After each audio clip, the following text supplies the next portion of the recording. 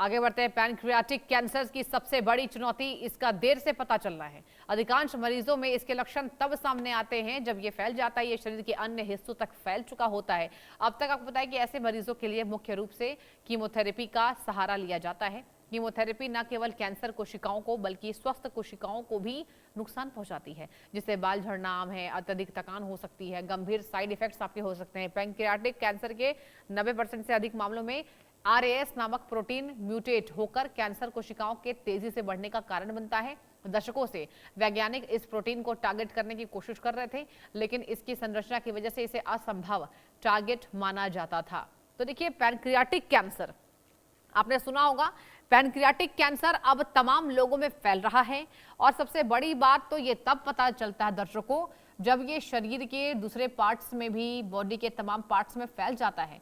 और आपको पता होगा कि जब कैंसर की कोशिकाओं को मारा जाता है कीमोथेरेपी देकर, तो वो अच्छी कोशिकाओं को भी मारते हैं। कीमोथेरेपी जो दवाई चलती है, जो सबसे ज्यादा कहा जाता है कि जटिल दवा होती है, कठिन दवा होती है, हर मरीज कीमोथेरेपी को नहीं झेल पाता है। तो कीमोथेरेपी में अच्छी कोशिकाओं को भी यहाँ पर मारे जाने के जो तमाम जानकारी है वो मिलती है। और कहा जा रहा है कि क्या एक गोली खाने से कैंसर छूमंतर हो जाएगा। हालांकि कैंसर का क्या नया इलाज है, बुजुर्गों के लिए वरदान साबित होगा। इसे असंभव टारगेट माना जाता है।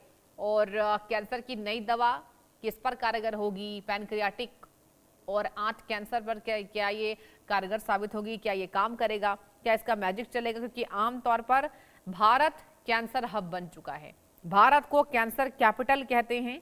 पूरी दुनिया भर में भारत इस बात के लिए जाना जाता है कि सबसे ज्यादा कैंसर के जो मरीज हैं वो इंडिया में है दर्शकों।